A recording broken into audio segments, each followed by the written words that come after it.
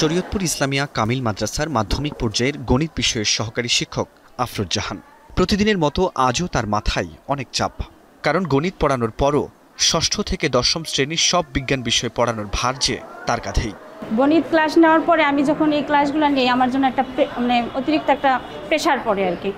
আমি ঠিকমতো এদেরকে টেক কেয়ারও করতে পারি না ঠিকমতো। মাদ্রাসার অধ্যক্ষ বলছেন, বাধ্য হয়ে অন্য বিষয়ের শিক্ষকদেরও কখনো কখনো নিতে হয় বিজ্ঞান ক্লাস। আমাদের বিজ্ঞান পড়াতে খুবই কষ্ট হচ্ছে। গণিত এবং এগ্রিকালচার যে শিক্ষক আছে এবং অন্য শিক্ষক দ্বারা আমরা বিজ্ঞানের শিক্ষা দেওয়ার জন্য চেষ্টা করছি, যাহা যদিও আমাদের জন্য যথেষ্ট নয়। শিক্ষক না থাকায় বিদ্যালয়েই বিজ্ঞান বিষয় শিক্ষার্থীদের ঠিকমতো বুঝতে যখন সমস্যা, তখন তারা সমাধান খোঁজে কোথায়? এখানে বিজ্ঞানের শিক্ষক নাই, তো সেই ক্ষেত্রে আমাদের বিজ্ঞান সাবজেক্টটা বুঝতে অনেক কষ্ট হচ্ছে। আমাদেরকে আবার আলাদা করে কোচিং সেন্টারে ভর্তি হতে হচ্ছে বিজ্ঞানটা ভালো করে বোঝার জন্য। চিতলিয়া সমিতির হাট উচ্চ বিদ্যালয়ের চিত্র প্রায় একই। প্রধান শিক্ষক বলছেন, এখানে নতুন আরও বিজ্ঞান শিক্ষক হলে শ্রেণী কার্যক্রম পরিচালনা সহজ হবে।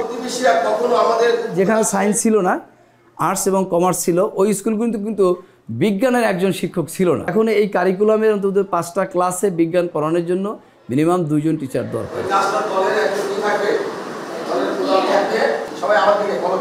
নতুন শিক্ষাক্রম অনুযায়ী দশম শ্রেণী পর্যন্ত কোনো বিভাগ বিভাজন নেই। মাধ্যমিকের 5টি শ্রেণীতে 2টি করে মোট 10টি বিজ্ঞানের বই, একটি বিজ্ঞান অনুসন্ধানী পাঠ এবং আরেকটি বিজ্ঞান অনুশীলন বই। তবে এরকম যেসব স্কুল মাদ্রাসায় আগে থেকে বিজ্ঞান বিভাগ নেই, সেসব শিক্ষা প্রতিষ্ঠানে শিক্ষক সংকট এখন প্রকাশ্যে। দেশের প্রায় 700 সরকারি মাধ্যমিক স্কুলের প্রায় সবগুলোতে বিজ্ঞান বিভাগ থাকলেও এমপিওভুক্ত 17,451টি স্কুলের মধ্যে 2000-এর বেশি স্কুলেই বিজ্ঞান বিভাগ নেই। আবার এমপিওভুক্ত 5,768টি মাদ্রাসার মধ্যেও অনেকগুলোতে নেই বিজ্ঞান। তাই এসব প্রতিষ্ঠানে নতুন শিক্ষাক্রমের বিজ্ঞান পড়ানোর সংকট এখন প্রকট আকার ধারণ করেছে। শিক্ষাবিদরা বলছেন, শূন্য পদ দ্রুত পূরণ তো বটেই, সঙ্গে বিষয়ভিত্তিক শিক্ষক নিশ্চিত করাও এখন জরুরি। সারা গ্লোবালি, সারা বিশ্বে ম্যাথমেটিক্স এবং সায়েন্স, যেটি বিজ্ঞান বা অঙ্ক, তাকে গুরুত্ব দিয়ে এগিয়ে নিতে যাচ্ছে। কারণ আমরা যদি সেই জায়গায় পিছিয়ে থাকি, তাহলে এটি আমরা জাতি হিসাবে পিছিয়ে থাকব। এর কারণে আমাদেরকে প্রথমে সাবজেক্ট ওয়াইজ যে শিক্ষক সংকট, সেটাকে পূরণ করে নিতে হবে সাবজেক্ট ওয়াইজ। দেন বিষয়ভিত্তিক প্রশিক্ষণ রয়েছে, তাদেরকে নিয়ে আবার বিষয়ভিত্তিক প্রশিক্ষণগুলি প্রপারলি দিতে হবে, তাহলে এই সংকটগুলো কাটিয়ে ওঠা সম্ভব। বেসরকারি শিক্ষক নিবন্ধন ও প্রত্যয়ন কর্তৃপক্ষ সূত্রমতে মাধ্যমিক পর্যায়ের এমপিওভুক্ত স্কুল ও মাদ্রাসায় এখন শূন্যপদ 84,923টি। সম্প্রতি শূন্যপদ পূরণে 5ম গণবিজ্ঞপ্তি প্রকাশ করে সংস্থাটি, যেখানে 96,736 পদের বিপরীতে আবেদন করেছেন মাত্র 23,932 জন প্রার্থী। এনটিআরসি বলছে, সনদের মেয়াদ মাত্র 3 বছর হওয়ায় এতে শুধু 16 ও 17তম নিবন্ধনধারীরাই আবেদন করতে পেরেছেন এবং 35 বছরের বেশি বয়সীরা আবেদন করতে না পারায় আবেদন কম পড়েছে। তাহলে সমাধান কি?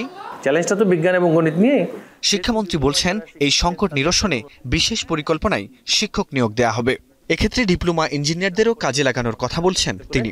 যে সমস্ত প্রতিষ্ঠানে কোনো বিজ্ঞানের শিক্ষক নেই, সেখানে নিয়োগ দেওয়ার জন্য আমরা ইতিমধ্যে একটা আলোচনা করেছি এনটিআরসি এর সাথে। আর কিছুদিনের মধ্যে আরেকটি আলোচনা হবে যদি আমরা বিজ্ঞানের বা গণিতের শিক্ষক না পাই। ভাবছি যে সেখানে যারা আমাদের ডিপ্লোমা ইঞ্জিনিয়াররা আছে, তারা তো আমাদের টেকনিক্যাল স্কুল অ্যান্ড কলেজগুলোতে বিজ্ঞানেই পড়াচ্ছেন, তো তাদেরকেও কি আমরা কাজে লাগাতে পারি কিনা।